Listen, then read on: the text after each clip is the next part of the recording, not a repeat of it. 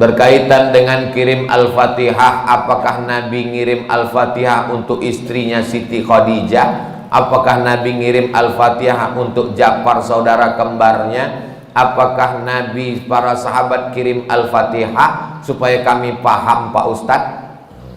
Jadi ini yang nanya ini, dia mau beramal kalau dilakukan Nabi. Kalau nggak dilakukan Nabi, nggak mau. Nggak apa-apa, bagus. Ada seorang sahabat Nabi, bukan sahabat Abdul Somad.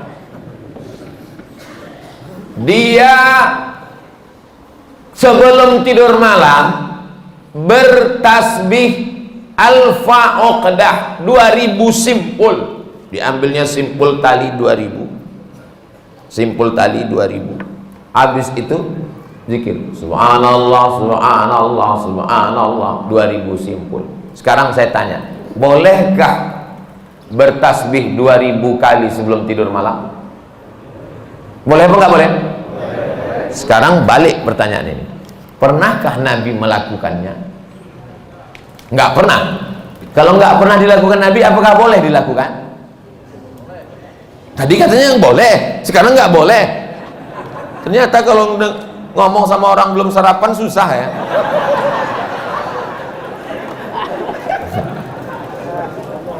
Oke, contoh kasus yang kedua. Ada seorang imam mazhab. Tadi yang bertasbih 2000 kali sebelum tidur itu sahabat Nabi, namanya Abu Hurairah. Sahabat Nabi. Di mana bisa dibaca biografinya? Dalam kitab Syiar A'lam An-Nubala. Siapa yang nulis? Imam Az-Zahabi, Imam Ahlus Sunnah wal Jamaah. Contoh yang kedua, da'autu lisyafi'i fi salati arba'ina sanah. Saya mendoakan guru saya Imam Syafi'i fi salati, dalam salat saya arba'ina sanah, 40 tahun. Rabbi firli wali walidayya wali Muhammad bin Idris Asy-Syafi'i. Bolehkah mendoakan Imam Syafi'i 40 tahun? Boleh. Sekarang pakai logika ini. Pernahkah dilakukan Nabi?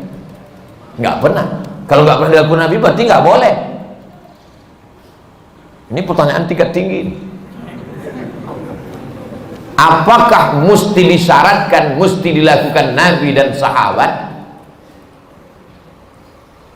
Puasa Nabi Daud, pernahkah Nabi melaksanakan puasa Nabi Daud secara berterusan? Yasumu yauman wa yuftiru yauman? Enggak pernah, tapi Nabi memujinya. Apa kata Nabi? Ahabbu shaum ilallah shaumi Daud. Puasa yang paling bagus adalah puasa Nabi Daud. Nabi tak pernah melakukannya. Jadi sunnah ada 3. Yang pertama sunnah fi'liyah, Nabi melakukannya. Yang kedua sunnah qauliyah, Nabi mengucapkannya tapi Nabi tak melakukannya. Ada jenis yang ketiga, sunnah takririyah, Nabi tidak melakukannya, Nabi tidak mengucapkannya, dilakukan orang lain, disetujui Nabi. Mana contohnya? Sami Allahu liman hamidah, Nabi mengajarkan Rabbana lakal hamdu mil'us samawati wa mil'ul ardi wa mil'u ma syi'ta min syai'in ba'd. Tapi ada satu sahabat bacaannya lain, Sami Allahu liman hamidah Rabbana lakal hamdu hamdan thayyiban mubarakan fi. Selesai sholat Nabi tanya, siapa tadi yang baca alhamdulillah hamdan thayyiban katsiran mubarakan fi? Aku nggak pernah ajarkan. Aku ya Rasulullah. Apakah Nabi marah? Aku nggak pernah melakukannya. Kenapa kamu pandai-pandai buat doa itu? Kau masuk neraka jahanam. Apa kata Nabi? Apa kata Nabi? Ra'aitu bid'an wa salasuna malakan yabtadirun. Aku lihat 39 malaikat turun dari pintu langit ingin mencatat doa yang kau baca. Enggak pernah dibaca Nabi.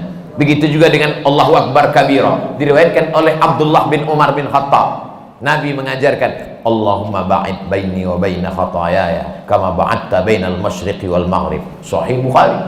Allahu Akbar kabira ada juga dalam Sahih Bukhari.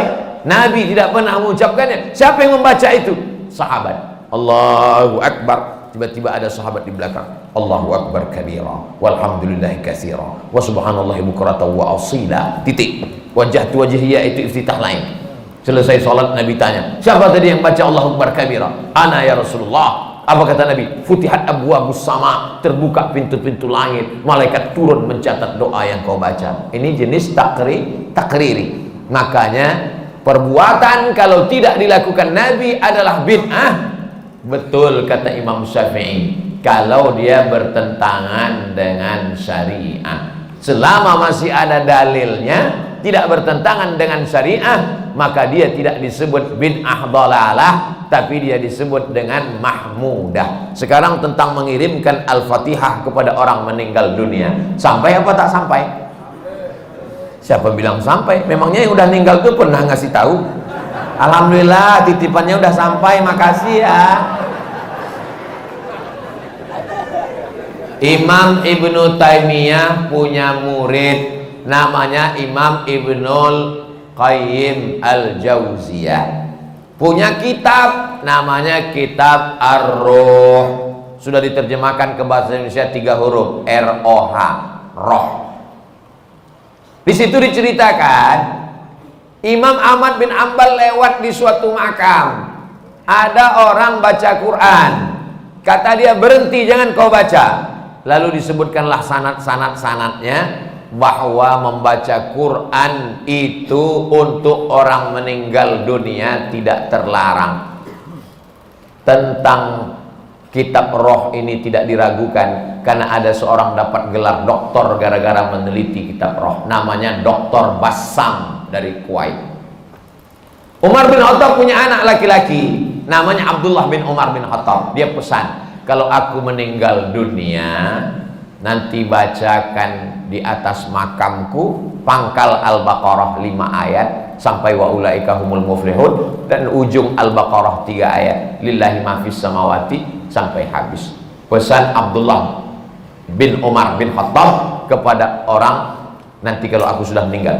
Berdasarkan itu Imam Nawawi meninggal tahun 676 dari kalangan mazhab Syafi'i, dalam kitab Al-Azkar mengatakan, wa in khatimul qur'ana fahuwa hasanun, seafdal-afdalnya dibacakan sekhatam Al-Qur'an.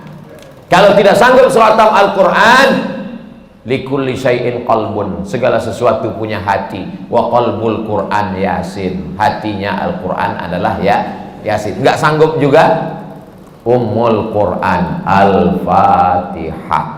Itulah dia dalil-dalil orang yang membacakan Quran. Kalau nggak setuju, jangan salahkan orang karena orang punya dalil. Saya nggak setuju, nggak usah lakukan.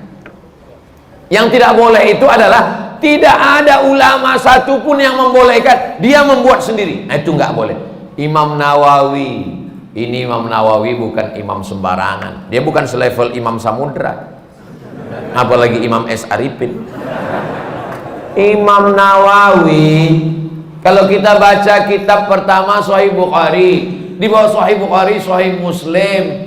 Imam Muslim muridnya Imam Bukhari.